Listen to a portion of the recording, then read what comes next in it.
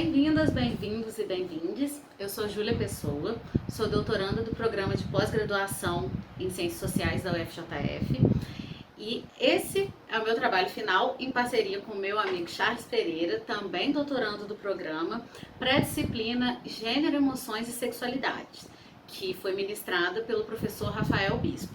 Nesse trabalho a gente vai apresentar um pouco da obra do teórico queer Jack Halberstam, focando sobretudo nesse livro aqui, que foi trabalhado na disciplina, que foi lançado no Brasil em 2020 e se chama A Arte Queer do Fracasso. Bom, para a gente apresentar um pouquinho o Jack Halberstam, ele é um dos teóricos queer mais proeminentes da atualidade, da contemporaneidade, faz 60 anos agora, em 2021. Ele é professor do Departamento de Gênero, Sexualidades e Literatura da Universidade de Columbia, em Nova York, e além da teoria queer, que é a espinha dorsal da sua obra, ele também trabalha com estudos culturais, literatura, teoria feminista, gênero, sexualidade e cultura pop. Preste atenção nesse detalhe da cultura pop, porque ele vai ser fundamental para a gente desvendar a teoria do Jack Halberstam durante essa apresentação. Na teoria queer, o Jack Halberstam bebe na fonte de Judith Butler, dizendo que seria impensável até conceber uma teoria de fato queer se não fosse a obra da Butler, porque a Butler situa o corpo como descolado da concepção de gênero. O gênero não estaria atrelado à corporeidade. Então, essa é uma das premissas que o Jack Halberstam identifica na obra da Butler como fundamental para que fosse construída uma teoria queer. E o Jack Halberstam vai além. É possível dizer que ao longo de toda a sua obra, que tem mais de 7 livros, que ele propõe uma abordagem metodológica e teórica que é de fato queer, que a gente poderia resumir com uma ruptura com os cânones e com as normas. Isso se reflete também no ativismo do Jack Halberstam, né? Ele é um grande ativista da comunidade LGBTQIA+, é um homem trans ele mesmo.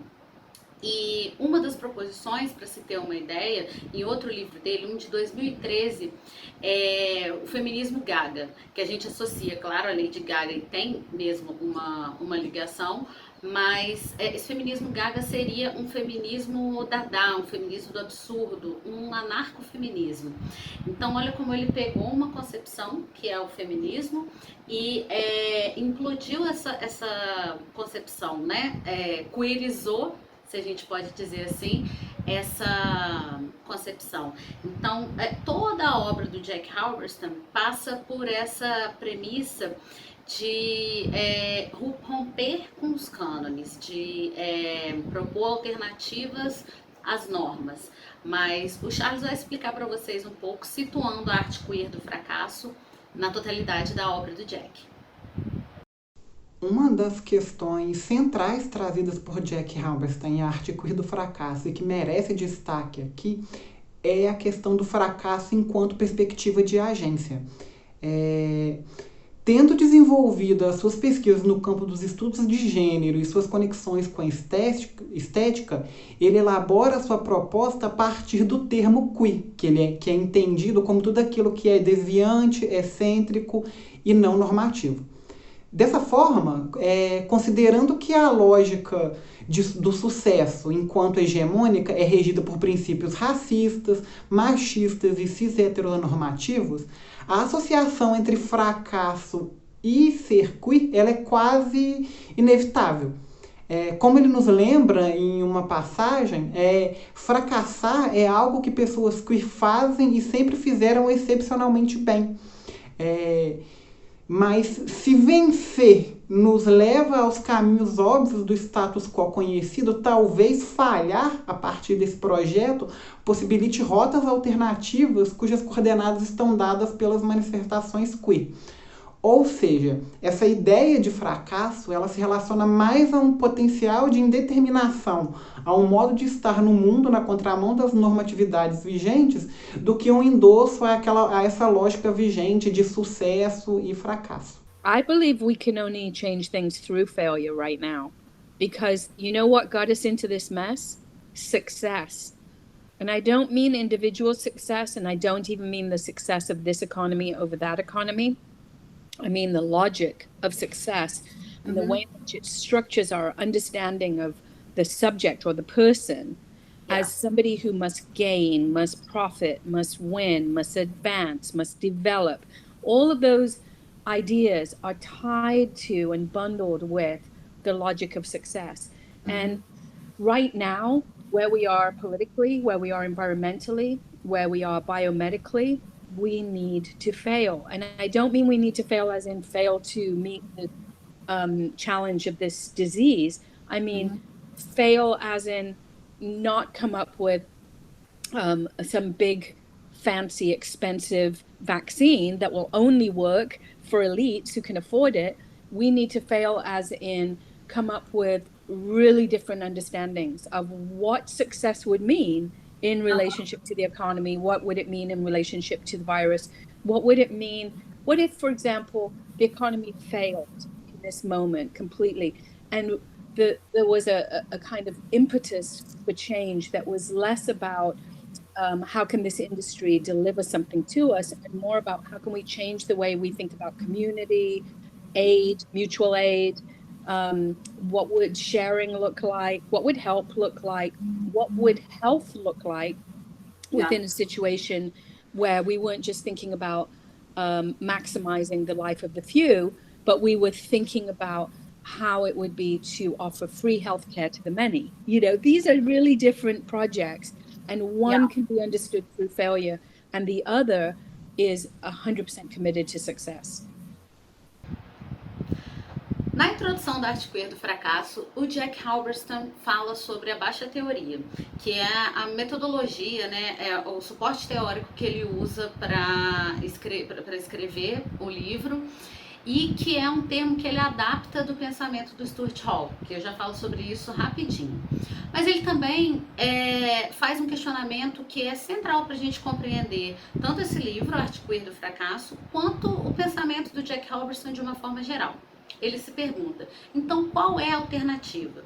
O Halberstam vai estar sempre, como eu já disse, contestando os cânones, buscando outras formas de pensar, de existir, de produzir, de se relacionar, que fujam às normatividades.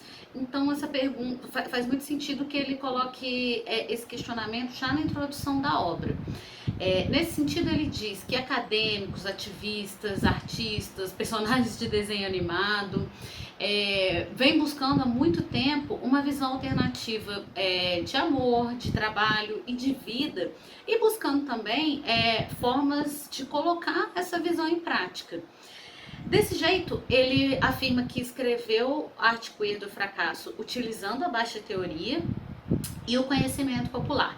Voltando na baixa teoria, é um termo que ele adapta da obra do Stuart Hall. O Stuart Hall tem uma visão completamente sem hierarquia da cultura, da produção do pensamento. Ele acredita nas pessoas não só como consumidores de cultura e de conhecimento, mas também como produtores. Então dá pra gente entender a relação entre baixa teoria e conhecimento popular. No sentido de que do conhecimento popular também se emerge um conhecimento que pode ser teórico, não só no que é reconhecido como um cânone acadêmico, como um conhecimento formalizado. Então, utilizando baixa teoria e o conhecimento popular, no Arte Queer do Fracasso, o Jack Halberstam vai explorar alternativas e mesmo buscar uma saída ao que ele chama de armadilhas e impasses de formulações binárias da vida e de visões hegemônicas do mundo. Então, seus objetos de análise nesse livro vão ser animação infantil, performances de vanguarda, arte queer, cinema blockbuster, o movimento feminista, são os mais variados objetos possíveis. E analisando esses objetos, ele vai justamente buscar modos de pensar e de ser que se localizem fora de compreensões convencionais de sucesso. Como dá para prever pelo livro, pelo título do livro, Arte Queer do Fracasso, ele vai ver o fracasso como uma dessas possibilidades, como uma dessas alternativas, questionando o conceito de sucesso como nós conhecemos e associando o sucesso à normatividade, à heteronormatividade, ao capitalismo, ao patriarcado e diversas outras formulações que estão tão presentes na maneira como a gente se compreende como sociedade e que estão atreladas ao sucesso, de forma mais evidente ou não. Como esperado de um teórico queer, o processo de produção de conhecimento de Jack Hammerstein percorre caminhos pouco ortodoxos. Seus objetos principais de análise na arte queer do fracasso são obras da cultura pop, da música, literatura, fotografia e pintura. Especialmente filmes de animação infantil que, em sua opinião, regozijam-se na esfera do fracasso. Para Hammerstein, animações voltadas para esse público não podem se ancorar apenas no sucesso e na perfeição, pois ele coloca que a infância é uma experiência essencialmente queer em uma sociedade que reconhece, a partir de um extensivo programa de treinamento para as crianças, que a heterossexualidade não é inata, que a heterossexualidade, mas sim construída. Se as crianças precisam ser ensinadas e treinadas, é porque, em essência, seriam anarquistas e rebeldes, né? Então, a partir dos filmes de animação, ele nos apresenta um conceito importante para sua obra, que é a ideia de Pixar Vault. Fazendo alusão aos filmes de estúdio de animação Pixar, Pixar Vault é um novo gênero de filmes de animação que usam tecnologia CGI, de computação gráfica, e não mais técnicas tradicionais de animação 2D. Os filmes Pixar Vault, eles baseiam-se em narrativas padrão, mas também estão interessados em questões como hierarquias sociais, desejo de revolução e transformação, rebelião autoconsciente sobre a própria relação com a inovação, tradição, revolução comunitária e personagens com personificação queer. Um dos primeiros filmes que pode ser considerado do gênero, segundo o autor, é Toy Story, de 1995. Com um olhar mais descuidado, o filme se aparenta ser uma obra infantil que trata da questão de brinquedos que tomam vida quando não tem ninguém observando, né? Mas um olhar mais atento traz a questão de um drama inteligente sobre brinquedos que exploram a própria condição de serem brinquedos e outros brinquedos que não possuem a consciência de que não são humanos. Então traz essa questão do contraste entre o que é humano, não humano, questões muito mais profundas que normalmente não seriam discutidos em um filme voltado para o público infantil. Outros exemplos desse tipo de filme é o filme Fuga das Galinhas, que muitas vezes ele é lido a partir de um prisma marxista, né, porque trata de questões como rebelião coletiva, imaginação e realização de um outro lugar utópico, relações de exploração e uma comunidade majoritariamente feminina, né, visto que é composto, em sua maioria, pelas galinhas poedeiras e o único personagem masculino ali é um galo que tem papel coadjuvante dentro da história, né? Então, Fuga das Galinhas apresenta uma alternativa utópica e o futuro que é descrito por Ginger a outras galinhas apresenta essa fuga do galinheiro como êxodo, né? Um outro filme que traz aspectos de Pixar Vault é Procurando Nemo, né? Por quê?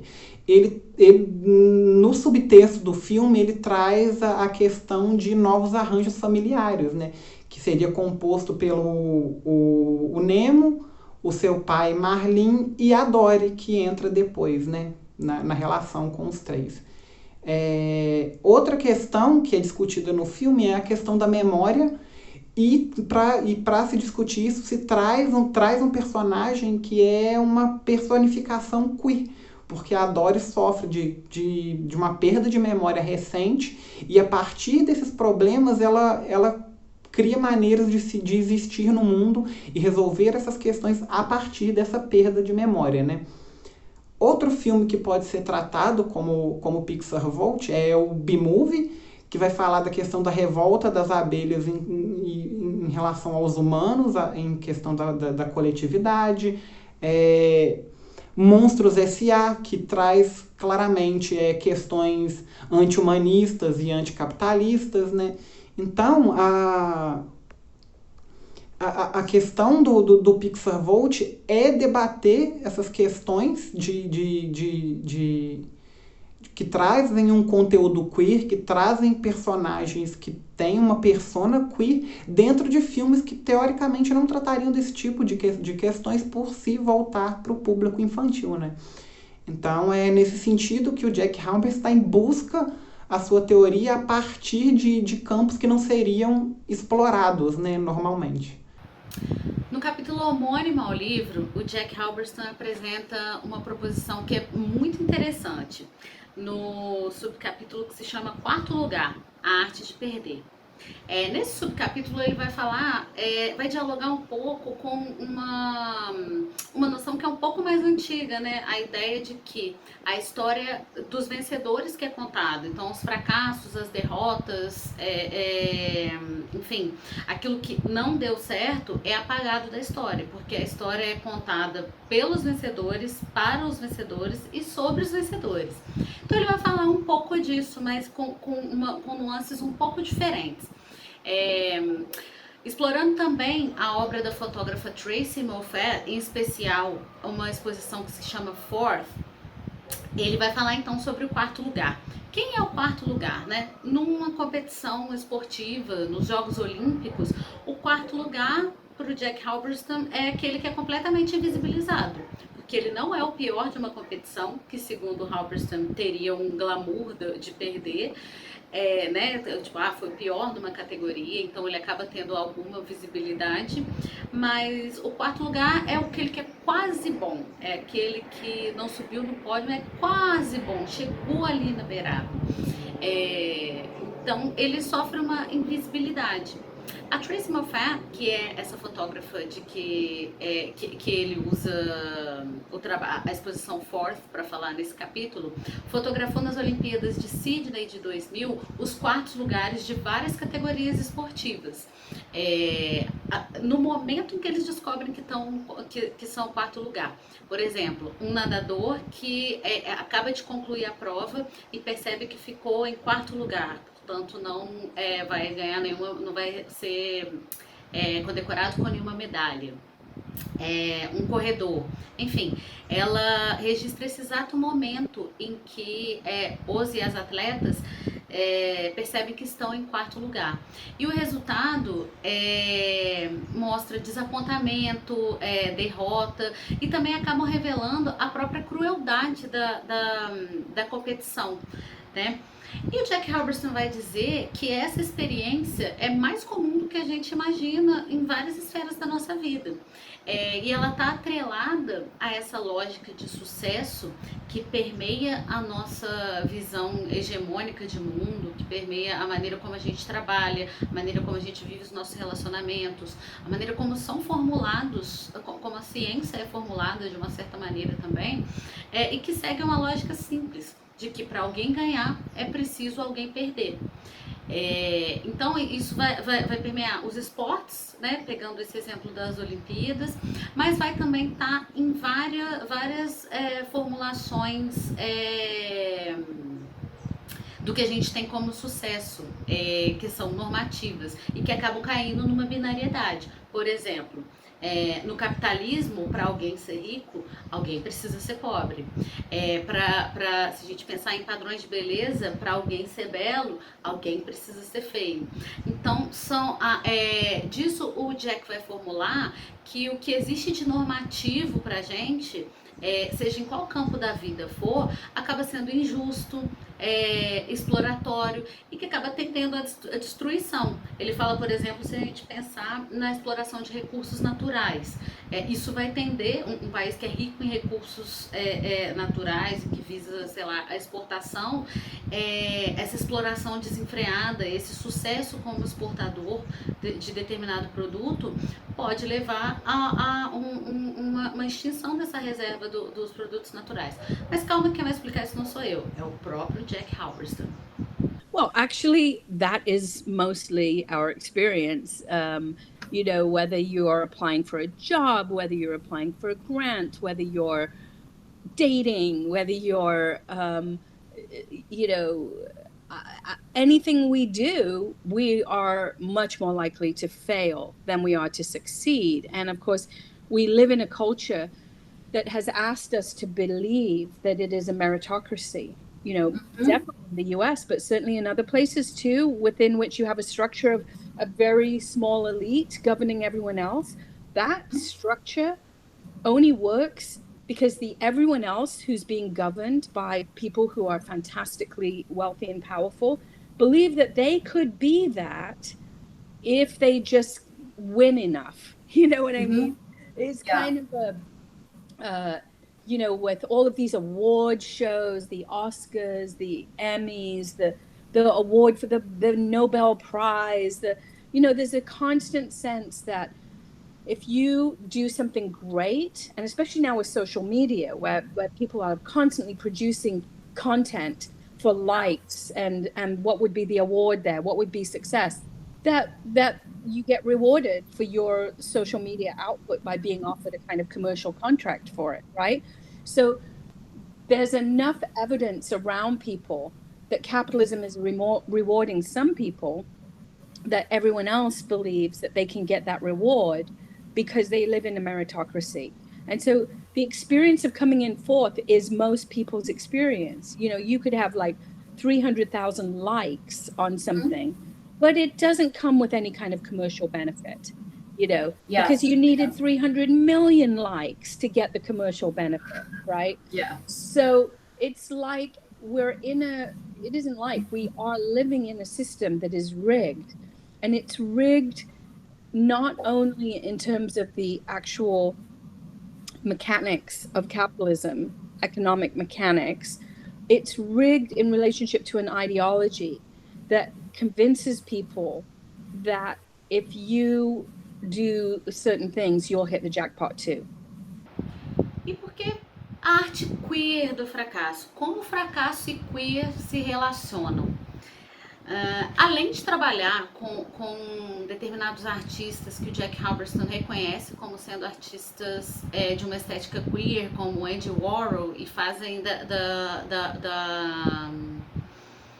do fracasso em corresponder a padrões artísticos vigentes uma oportunidade, uma alternativa que acaba sendo muito mais recompensatória, ele fala que uma experiência queer de vida é essencialmente uma experiência de fracasso, mas digo fracasso no sentido, em contraposição a uma construção hegemônica de sucesso. Uma experiência queer, por exemplo, é uma experiência que falha no sentido de corresponder ao que se espera de masculinidade, de feminilidade, de família conjugal, enfim, uma experiência queer está ligada ao fracasso em atender a expectativas de padrões vigentes da sociedade.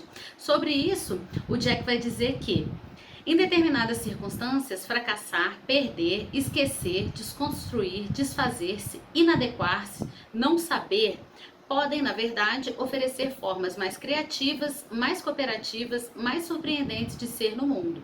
Fracassar é algo que as pessoas queer fazem e sempre fizeram excepcionalmente bem. Para pessoas queer, o fracasso pode ser estilo, citando Quentin Crisp, ou um modo de vida, citando Foucault, e pode contrastar com cenários sombrios de sucesso que dependem de tentar e tentar novamente.